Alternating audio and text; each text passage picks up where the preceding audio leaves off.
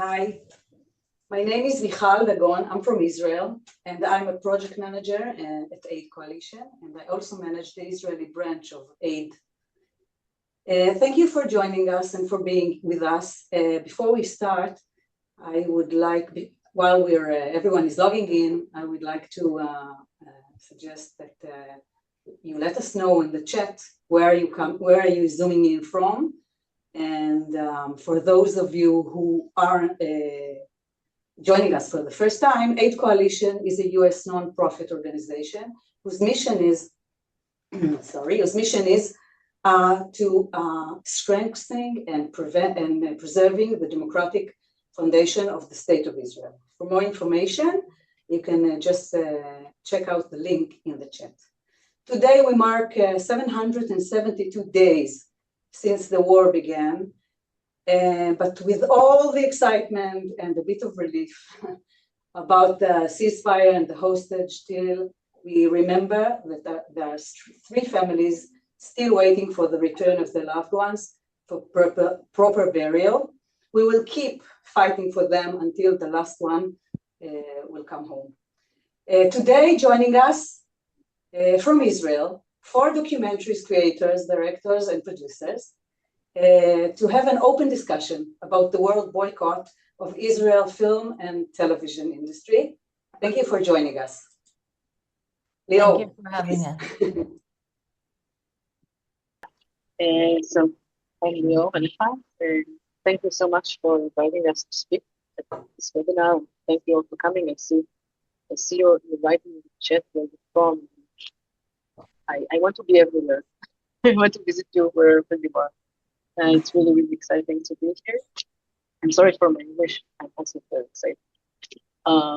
So yeah, I'm the CEO of the Israeli Documentary Film Forum. I'm actually not a director or a producer. I'm an activist turned CEO, and we've been doing this for many years. And it's really for me to be the CEO of the Israeli Film Forum, Documentary Film Forum. It's really an honor and privilege, especially at this time. I will tell you in the short time I have, I will try to tell you a bit about the forum, if we do, and then we hear from Roni and Assaf and Maya and much more about on a personal level their experience.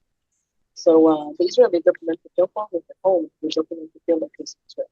We work to strengthen the documentary field, protect the rights of filmmakers, and ensure conditions that allow for independent, courageous, and meaningful creation. We don't do only political films.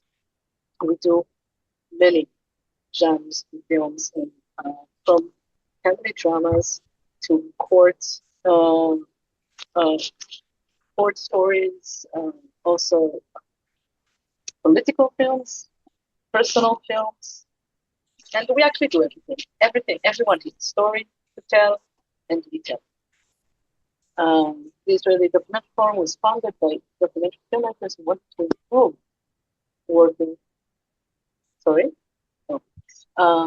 improve the working conditions of the field in Israel. It was created out of the need to strengthen the professional people and the desire to protect local documentary creation. The forum includes about 400 documentary filmmakers from a wide range of professions: directors, producers, photographers, editors, and so on. The forum brings together all. I see you writing in the chat. I will try to speak. The forum brings all of them together into one professional community that provides collective strength and shared tools. Alongside this representation work, the forum also supports filmmakers directly. We offer legal consultation, professional guidance, training programs, and other services designed to help the filmmakers throughout their career. In practice, we have development programs and annual projects. We run several development programs to support the filmmakers in different ranges of their career, from beginners to mid-level, and to also veteran. So anyway, we have many projects that we do for all wide ranges of the community. from beginners to mid-career veterans. We help everyone, we support everyone to bring together a wide community of filmmakers. We also do lobby and legal work. We go to the Israeli parliament, the Knesset. We fight for our rights and for our ability to speak freely, for free speech. We will hear about it for when Roni and Assaf and Maya will talk. We offer training workshops, and we basically help in every way that we can. I will now speak shortly about the challenges facing filmmakers and the forum today. So the main challenge that we face is not new. Even before the war, the budgets allocated to documentary filmmaker in Israel is relatively low. Despite this, Israeli documentary cinema has consistently reached a very high artistic level. Filmmakers create complex and meaningful films within very limited financial frameworks. This requires creativity, resilience, and constant collaboration, which is very important for us. Beyond the financial reality, we're facing serious internal pressures. The current government does not promote the cultural sector and at times acts against it. Freedom of expression is under real threat. Screenings are being cancelled, events are disrupted, and in some cases, there is even violence. The environment creates a strong chilling effect. Filmmakers begin to question what they can say and what they should avoid, and whether their work put them at risk. Over time, this does not only silence individual voices, it shapes what stories will no longer be told, and it narrows the creative space for an entire generation of filmmakers. At the same time, we are facing a significant external challenge. Israeli filmmakers are experiencing an increasingly widespread international boycott. You will hear a lot about it today. You may have heard about the public letter signed by more than 1,400 filmmakers around the world. The IDFA festival announced that it will close its doors to any official Israeli presence, and there are additional festivals, funds, and production companies that refuse to work with Israeli simply because they are Israeli. I will not go further into details about this situation because you will hear about it. But it is important to recognize that filmmakers in Israel are currently under intense pressure from two directions: internal pressures of freedom of expression and external pressures in form of growing international boycott. They are creating a reality that affects every stage of documentary creation. It is a situation without precedent, and filmmakers today are caught between a rock and a hard place. The combination of internal and external forces threatens the very space in which documentary filmmaking can exist. The forum works to support filmmakers and to protect the basic conditions that allow documentary creation to continue. We are doing everything we can to address both fronts at the same time. We work to defend freedom of expression and the right of filmmakers to show their work without fear. And we make every effort to maintain dialogue with cultural institutions, festivals, and partners around the world, even when the political reality makes it extremely difficult. We also work to strengthen the industry from within. Through our development programs, community projects, workshops, and the community itself, we try to create a more stable foundation that allows filmmakers to continue working during challenging times.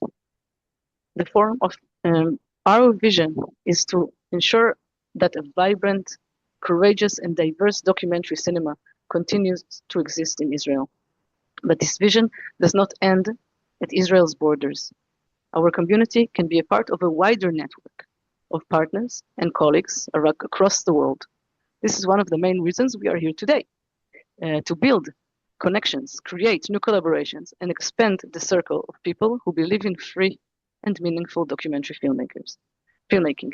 Thank you. Thank you. Roni? Thank you for your patience about the sound. Thank you. Hi, everybody, and thank you for being here and coming to hear us out. My name is Roni Aboulafia.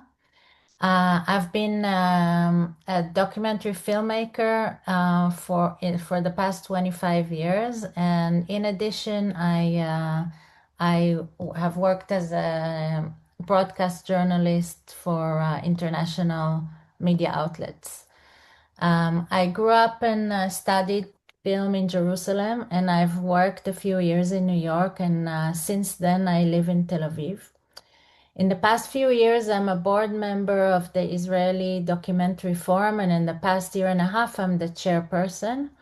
I decided that I needed to go into public life and help my own filmmaking community, whom I love.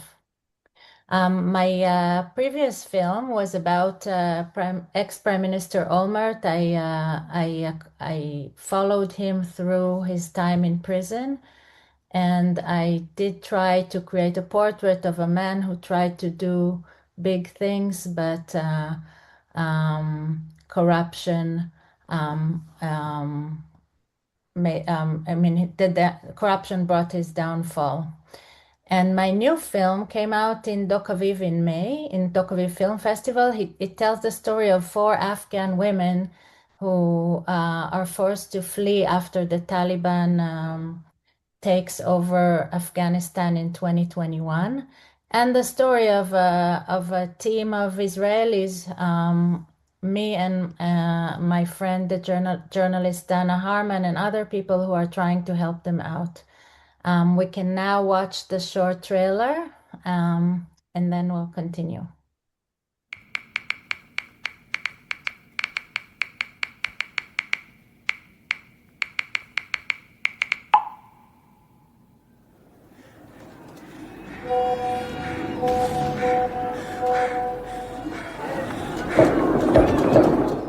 وقتی که میال یک موتر پر از راکت 6 یا 8 از روبروی جایی که مصدوم شلیک شد من فکر میکردم که هدفش ایرپورت بوده میدان هوایی بوده.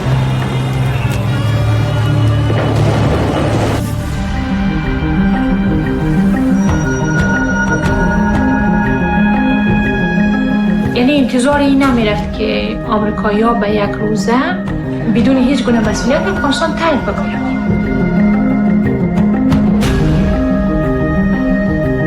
אז כל מי שבעמודה הזאת זה בעצם אנשים שעזרו לנו וביקשו מאיתנו להוציא את הקרובים שלהם בתמורה. חדיג'ה פאקי. חדיג'ה לול. מריה פזי אחמד. הצלחנו להגדיל את האישור ל-123 איש. זאת השופטת. זאת הזמרת שקסלם סדיקה. השופטת לא תבוא לבד ותשאיר לילדים. What happened with our country? Everyone don't know what happened. Shopkeeper, they are just locking down the doors of your shop. Go, the Taliban came. We can't take anymore. The people that were on standby can't go. Maybe a bad idea, but I gave all these people a little more hope. I don't know how this will end, but we have to get out of here. 2 buses will soon start driving around Kabul and picking up every group at their home. 1, the women should be wearing their burqas the whole time. 2, if you are carrying valuable things, money or gold or jewelry, please put them in your clothes, not in your bags. No one should be too stressed, too hysterical. Just do what they tell you. Everyone stick together. We are talking with the right people amongst the Taliban. And right now they have beaten 2-3 people very badly. We got them into something that who knows how it's going to end now. I don't know what we were thinking.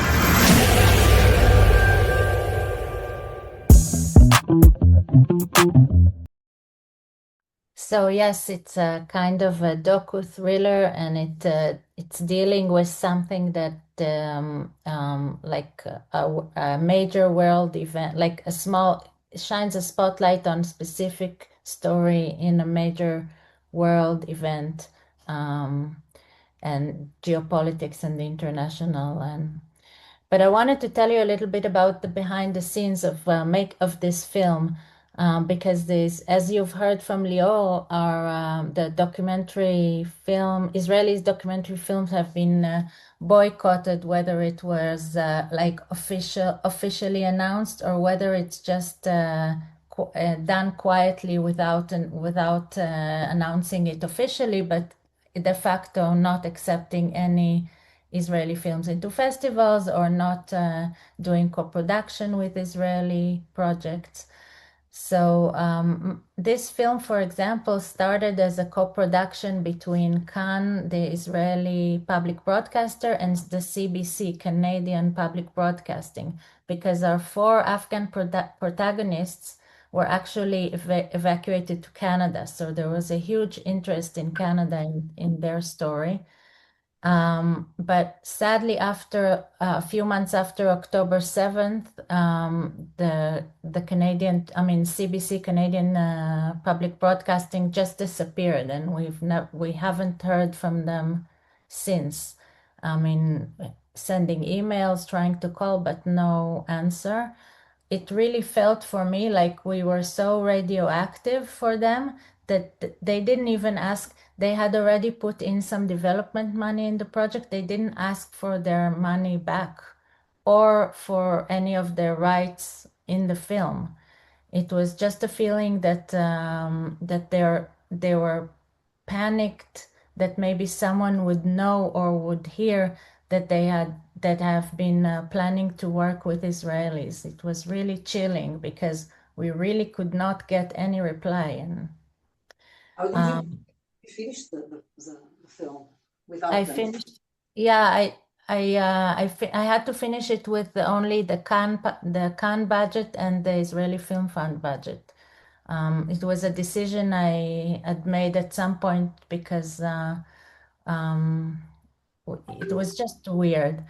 Other examples that I can give you from the past few months where Lior mentioned IDFA. IDFA is the biggest and most important documentary film festival in the world. It takes place every year in Amsterdam, actually this week.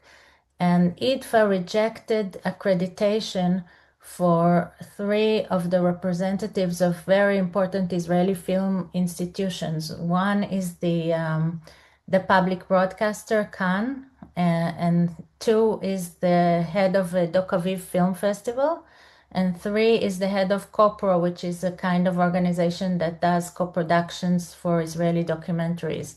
These 3 women have been going to IDFA every year for many years. They rejected their accreditation. It's not like just a symbolic thing. They rejected the accreditation of people they know very well, they've been working with for so many years. So it's a kind of a slap on the face, really. The documentary film, the Jewish Film Festival in Barcelona could not find a venue to do the festival. All of the venues they had contacted rejected them, and some of them told them on condition that you won't screen films from Israel, a Jewish film festival. There was a documentary about the Nova Party and the massacre at the Nova Party. When it was screened, I don't remember, I think it was in somewhere in Europe. The doors of the cinema were broken with stones by protesters. UK, I think, yeah. I think you will hear more examples from my colleagues, but so this is a summary of our external problems, as Lior said. We are also facing violence and silencing internally here. Groups of extreme right are sometimes come to the screenings of films that are critical to the government and protest, and sometimes even violently storm the hall.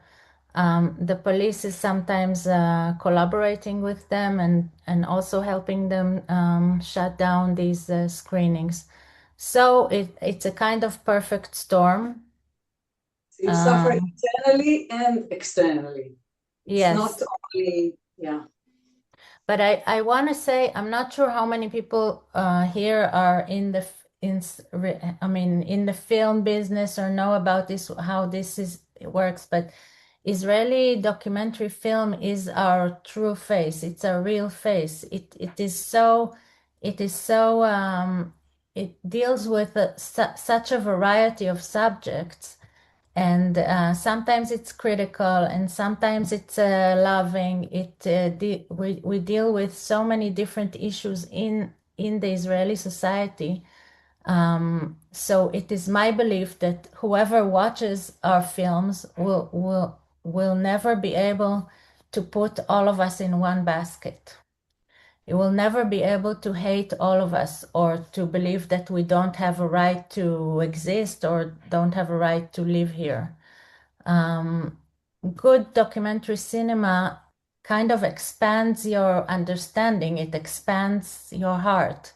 I'm not sure if you have that expression in English, but in Hebrew we say "marchiv et halev," it expands your heart. It means generosity. It upholds nuance and it upholds complexity. So even when it brings up very difficult stories that sometimes are labeled, oh, we don't come out well as a country, or it doesn't present us very well. In actuality, something the opposite happens. It's self-criticism is an action that demonstrates power. It's a sign of a healthy society. Yes, a healthy society. You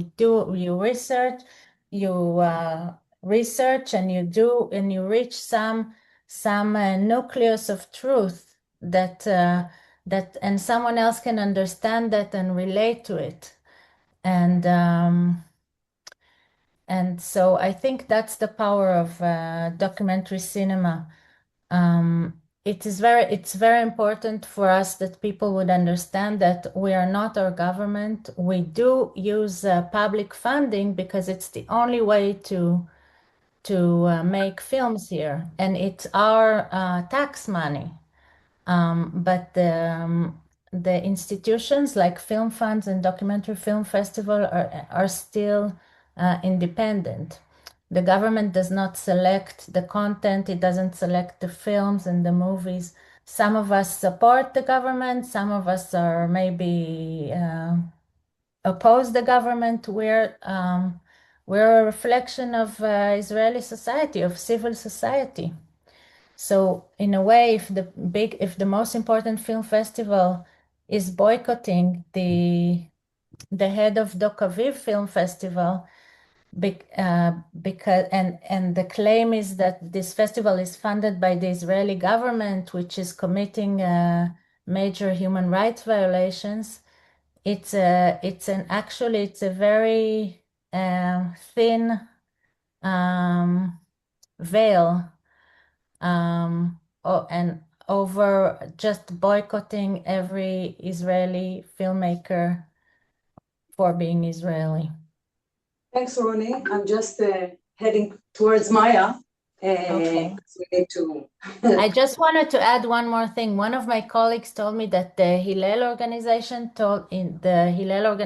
at US universities told them that they're afraid to do events at campuses. And the campuses, of course, is an example of spaces that that other people are doing their propaganda. They are not people that like us. So we're facing a real huge challenge in creating some kind of alternative distribution instead of our regular distribution channels. We would love to hear any idea that you might have or create contact. Thanks. Thank you. Hi, Maya.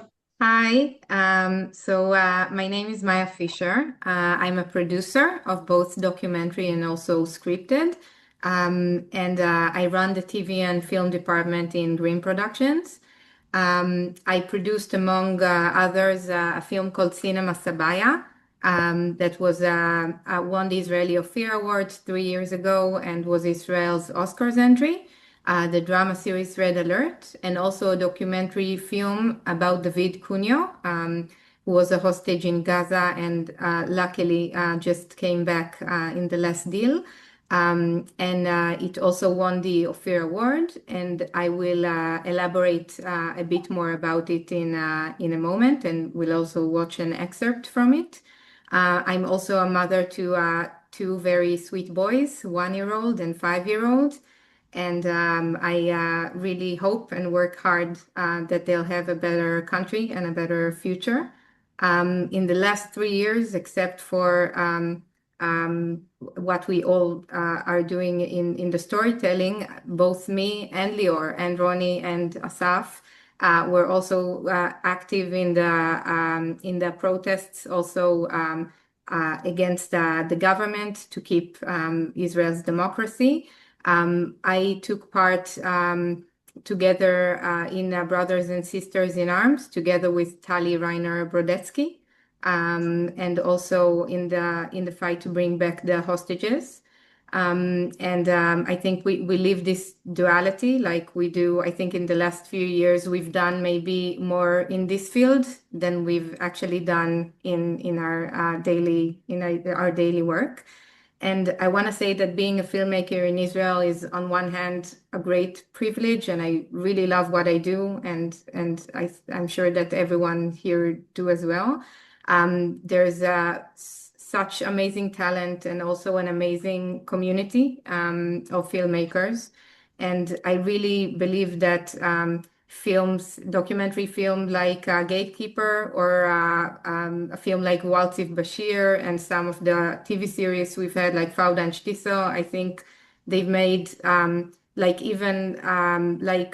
Roni said, some of them may be critical, but always loving. And I think that they've done such a great service to us and to Israel, maybe more than any politician. And on the other hand, as we all mentioned, just before you continue, just want to see the clip of sure. Okay. David, of Letter to David. So, and then you'll continue. Can I explain in a moment just what they're about to see, just to give them context? So, A Letter to David is about David Cunio. David played the lead role in a feature film that we produced 12 years ago, together with his twin brother, Eitan. Not Ariel, who was also a hostage, but David and Eitan played the lead role. When October 7th happened and we realized quite fast that David and his family, you don't hear me well? Let's see. Okay. You hear No, well? it's Okay. Michal's sound, I think. Oh, okay. When we realized that he's there, we reached out. We were still in contact, the director Tom Cheval and us, with Sylvia, with his mother, and we immediately we helped them to make to bring their story to the trades. We also reached out to Berlin Film Festival, where this film played a couple years ago. And trying to make his story heard as much as possible. And what we discovered during helping at the time that we worked with the family, we suddenly remembered that while we were working on the film 12 years ago, we gave cameras to both David and his brother to shoot their life in Kibbutz Nir Oz, to shoot their friends, to shoot their family. And 12 years ago, no, we didn't do anything with it. They came back with footage, and it was a peaceful life in the kibbutz, and we just forgot about it. The tapes were in our office for all this time, and everyone just forgot about it. And when we remembered this, we reopened the tapes and found out what was there. And I think through this film that is edited mainly from this archive footage that we shot with them at the time, as well as some interviews that were made later, David really, Tom, sorry, the director, wrote a letter to David. And this is the film that you're gonna watch in a moment, and I want to show you a short excerpt.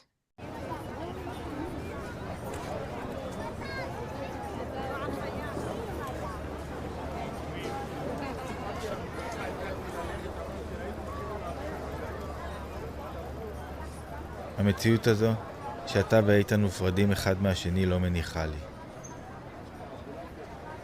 אי אפשר לקבל את ההיעדר שלך.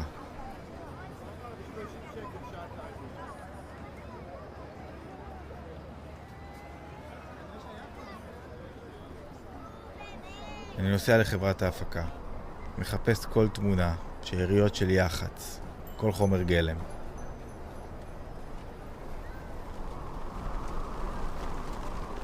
ושם, בארון אחורי, כמו בסרטים דוד, לא היית מאמין.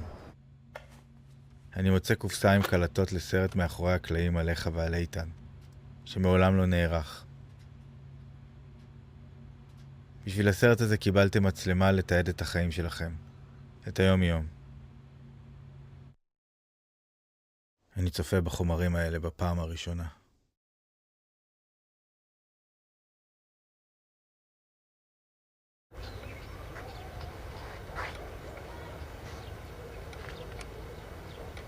זה הבית שלי, זה הווספה שלי, זאת הזולה שלי מהגריל, זה הכלב היפיוף שלי שאין עליו.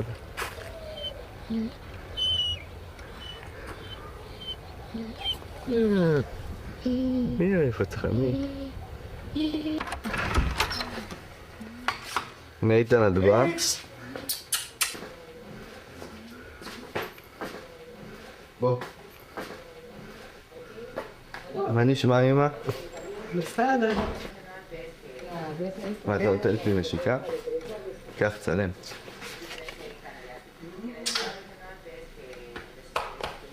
לא קל לך. לא, עשיתי אימון עכשיו. אבל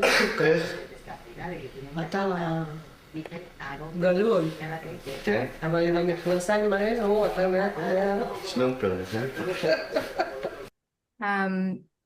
So as you see, like in the one of the things that were the most moving, first of all, the thing that was the most moving is the fact that he's back, and that we always said that it's an unfinished film and that we can really end it just when he's back with us. So we have the like the best ending we could have wished for. And one of the most moving things, Tom actually met David a few days ago. He watched the film. He was very, very excited about it. And one thing that I forgot to mention, in the first deal, Sharon, his wife, and their twins came back. So we made this film together with Sylvia, his mother, and with Sharon, his wife. But he had no idea, he didn't know about it, and he found out about it only when he came back. And one of the things that he told Tom and us, that one of the things that were hardest in the tunnels is to keep hearing from the terrorists how nobody cares about them and nobody wants to hear their stories and nobody's out there. So he said also watching the film was very, very moving when he saw everything that Sharon and Sylvia made for him, as well as Tom. And I would say that from the angle of all the challenges that we have now abroad, we've been quite lucky, just in the sense that this film was screened at the Berlin Film Festival last February. I think it was important to them, like when we approached them in the first year without the movie, just asking them to mention David in their ceremonies, like only in October 2024, they said no. And I think that they really regretted about it. They were hesitant, and I think having this film was one of their ways to correct and to change and to give David that starred in the festival a couple of years back a place. So I like in this context we were very lucky, but let's say when the film got in there, we got a call from the head of the festival that she wanted to make sure with us. She called us crying, and she told us how many threats she received, and that it's going to be, in her words, a shitstorm. And she wanted to make sure that we're ready for it, like that we're ready to the fact that there are going to be protests and it's going to be an issue and everything. On the end, it was the opposite. We had a very positive experience there, but it's not. And it was because the festival really gave a place and protected the film and wanted to give us the best experience. But it's not the normal and common thing now. And on the other hand, our films were taken out of festivals, including Jewish film festivals, like Roni mentioned in some parts. We had a film that we had the financing, and a week after October 7th, they just sent us an email after working with them for 2 years that Israel is not eligible to receive funding from them anymore. So again, like you see both ways, and I want to say just that your support is really crucial for us in these days, that we're really between a rock and a hard place. Then like having you watch our films and our shows, and supporting amazing forums like the Documentary Film Forum that are not afraid to take a political stand is really crucial when everyone else are boycotting us, either in a silent way or in a blunt way, like IDFA. And I want to thank you for having us, and that's it. Thank you for coming. Assaf, last but not least. I hope. We'll see in a second.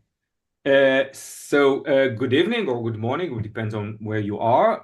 My name is Assaf Lapid. I'm a film director and a film editor as well. I've been doing documentaries for the last 20 years or something. I've been an editor for many years. I've edited Dror More's The Gatekeepers. Dror did The Gatekeepers. I edit his new series for PBS called The Corridors of Power. It will be released next year. I'm father of two. I'm lecturing at the Sam Spiegel School in Jerusalem, and I volunteer as a board member for the Israeli Documentary Forum. But I'm here to discuss a bit about my experience with my latest film called The Return from the Other Planet. So maybe you can watch the trailer and then we can talk about it for a second. יחיאל דינור. מה הסיבה שבגללה חסית בשם הספרותי קצטניק מרטינוק? קוף.צטניק. היה הלם לקרוא את הספר הזה. פעם ראשונה קיבלו מושג מה באמת הייתה השואה. ספריו נמכרים במיליוני עותקים ומתורגמים לעשרות שפות. קצטניק, הייתי אומר, אניגמה. הוא לא יצא מהבית, הוא גם לא ענה על טלפונים.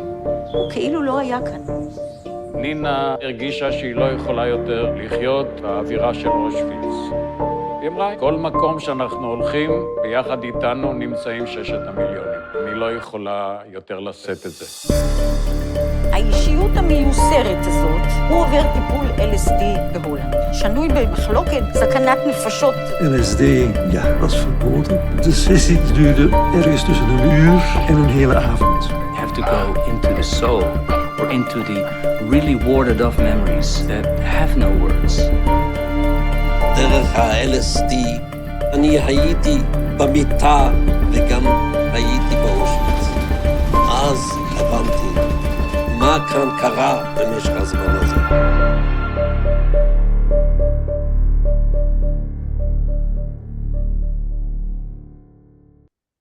So yeah, The Return from the Other Planet tells the story of Yechiel Dinu. He's a very famous Holocaust survivor and a writer in Israel. He actually is famous worldwide.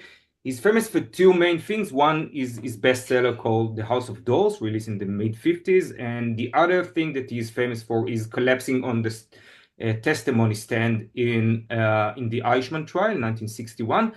And just before collapsing, he was describing Auschwitz as the other planet, a place outside of human perspective and human understanding. And it actually shaped Israeli Holocaust remembrance for many, many years. And I think many people didn't know, or I hope they know now after the film was released, that Katzetnik had another phase to his story where he went to the Netherlands in the mid-70s to undergo LSD treatments, experimental LSD treatments, in order to treat his PTSD. And he returns from the Netherlands and returned from the other planet, brings back a very humanistic approach, a very humanistic message. And the film premiered at the Munich Film Festival of June 2023, just before the war, just before the attack and the war. And just after the film first screening, the film's premiere, I was approached by a distributor who said, I want to take the film. And of course, that's what we all hoped when we go to a festival. And then we discussed about releasing the film in January 2024 in order to commemorate the International Holocaust Remembrance Day in January. But then, of course, after the war broke, he started to hesitate. And then he was postponing the release. And then he was trying to get away with the contract, and eventually wrote us an email saying that it's not a good time for the audience to relate to Jewish suffering. He doesn't believe that the audience can relate to Jewish suffering. Yeah, we're talking about a Holocaust survivor. And we went on a trip to find a new distributor. So I can tell you about distributor that never got back to our email. I can tell you about people that we had friendly connections with and just disappeared. I can tell you about a British distributor that sent us an email, said, I really like the film, which is of course good, but since we are complicit with genocide, he cannot take the film. And then it disappeared.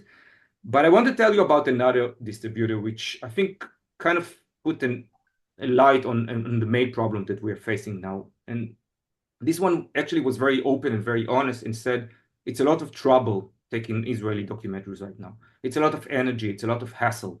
I'm not pro-Palestinian. I'm not pro-Israeli. I just don't want the headache.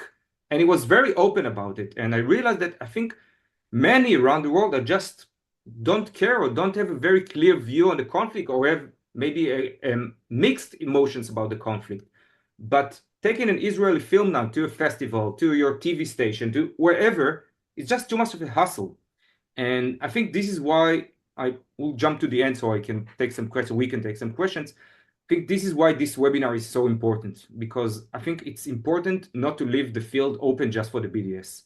And by your attention, by the way that you are listening to us, and you are hopefully will watch our film, eventually a film that other Israeli filmmakers will do, we are kind of changing the equation. It's not only the BDS versus himself, actually.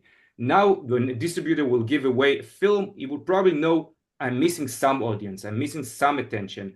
So I think I'm kind of inviting you, it's an open invitation to do what exactly you are doing right now, which is pay attention to what we are doing and try as much as you can. And I will take 1 more minute just to tell you that we're working with our new but very energetic friends from the Aid Coalition about a plan, hopefully will come out in 2026, about how to distribute our film into the US communities and maybe the European communities in order to reach out, in order to, Roni described us as radioactive.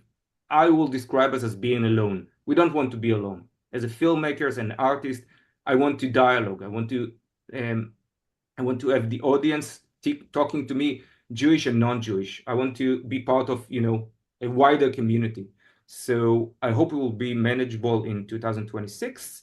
But anyway, I will again thank you for being here with us tonight, because this is also one step towards a solution away from the problem. So basically, you're saying that a lot of the people that want to co-product the Israeli films, or the festivals, the film festivals, just don't want to deal with the headache, with the protesters, with all the shitstorm that it brings.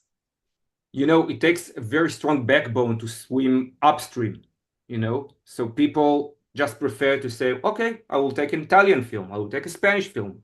Who cares? Like, no one will miss the Israeli cinema, okay? So if I run a film festival, it's easier for me to take some other film that won't cause any problems. I'm actually, you know, I think the most important, like we mentioned CoPro. CoPro is a very big organization in Israel that brings a lot of film producers, film organization to Israel. And some of them were here for like a decade before, like every year for a decade. And once the war broke, they just turned their back to us and just disappeared. And I think this is the main problem. This is one of the, you know, the most helpful position that we are in. I want to ask you one last question, because I think we're maybe not last, but we're on the verge of the edge of the end of the session. I think, well, I feel, in the light of what you told me today, what we hear, that people outside of Israel cannot separate the civilians and the government, because the Israeli film industry is very open-minded, very liberal, very opposed. Most of the people are opposed to war, and they're very pro-democracy, and nobody is making the difference outside of Israel, and it's hurting us. But I don't see it happening to Chinese movies or Iranian movies.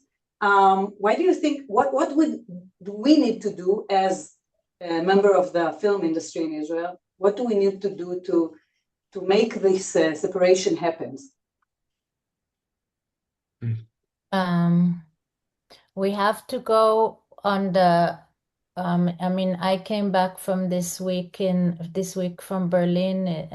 I was at this residency for journalists and filmmakers. So the organizations that do platform us and do give us space and time, and the films that somehow make it through and reach a global audience, I think it's important for us to make that point.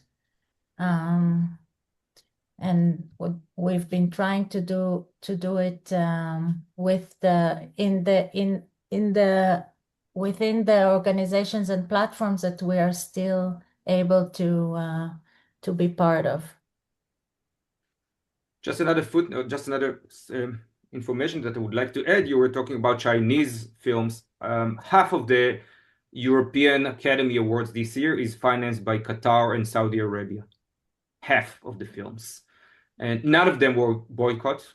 None of them had any problems. And, you know, LGBTQ people are getting, you know, stoned to death in Saudi Arabia.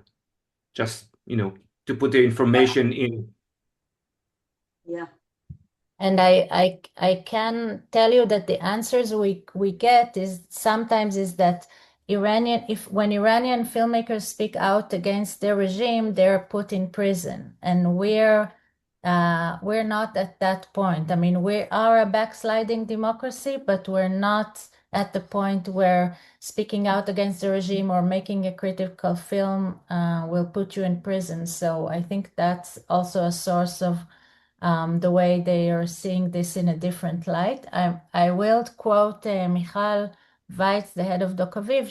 She told the head of IDFA that the Netherlands, Holland are the second largest weapons buyer from Israel, and they also fund her festival. So I think when you start looking at these things, when you start looking at the back office or what do you call it? anyway, when you start looking on how how things are made and what's the power balance between the different players, how are they financed, it's never ending. I mean, you should look at those things, but I think film is mostly about the art that goes on screen, the content of the film itself, and that should be judged by according to the artistic excellence and to the message. If the message of a film is not is not I mean, does not fit some festival or something, okay, don't screen that film. But when you start looking at the back end of all of how the inner workings of how this works and how this gets financed, then you find yourself in a contradictory situation. Yeah.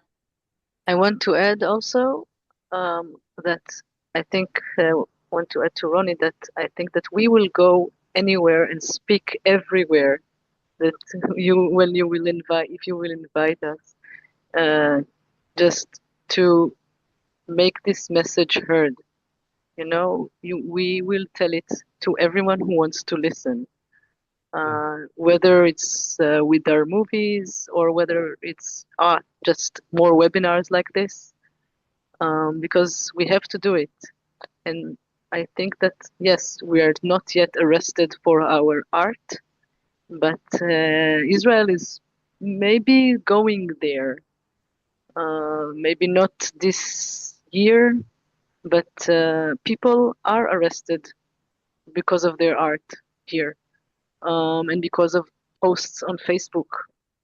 And it, of course, okay, they are released after a few days, but it's just, we don't know where it will end or when, and we just need your help.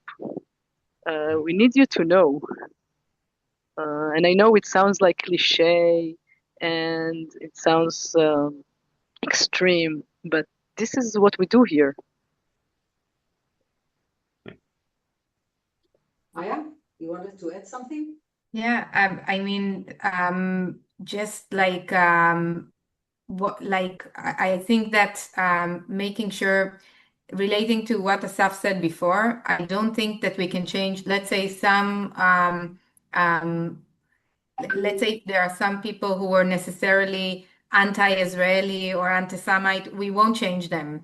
But I think what Assaf also referred to, a lot of them, Israel is just toxic at the moment. They don't want to touch anything that is related to it, not necessarily because there are some people who might really be anti-Semitic, but some of them, again, just don't want troubles, don't want protests outside of their cinemas. Investors don't want to risk their money. Distributors don't want to risk their slate. And I think the same way, like we mentioned, let's say that just like to invite filmmakers, to invite the films and the shows we make. Let's say if there's a venue that it's a lot of, let's say, even Jewish film festivals were postponed or canceled just because they couldn't find a theater or a venue. So, you know, even just finding friends in the community or helping them find an alternate place, it can start from these things. So again, just to know about it and to try and find a place and a spotlight, because I think it's so important that we will, even more crucial than ever, that we will be able to tell our stories now in a loving but critical way together. So. Yeah, I want to add something, Michal. I actually did it in a kind of way because I was traveling, because it was so difficult to distribute the film through like the official channels. I was actually self-distributing with my producers, and I spent a month and a half, almost like 5 weeks in the US early this year, just traveling with my film, and got to places I've never been to, like Portland, Oregon, or Denver, Colorado, and beautiful places. And it it was amazing. And we talked about earlier about being alone and not be able to communicate, and just to see this warm audience and to discuss, my film deals with PTSD and Holocaust remembrance, and to have this conversation with people with different views, with different background. It's so important for us. We're filmmakers. We want to do another film. We want to discuss whatever you're doing. So just traveling with my film was such a nice and warm welcome that and an experience that actually changed the whole way I feel about distributing my film. Because it was, again, so difficult as I described, and having this experience really changed everything. So, it really helps. So first of all, I wanted to say thank you. I can talk to you for hours. I'm a producer too, so it relates to me personally. And I wanted to thank you for coming and sharing all of your experience, your personal experience. And I hope this webinar will help, and maybe there will be continue. And just to refer of what Assaf said, if there will be collaboration and communities can air your films, we will be happy if you contact us at AID, and we will be happy to forward it to the forum, to the documentary forum, and to make the collaboration happen.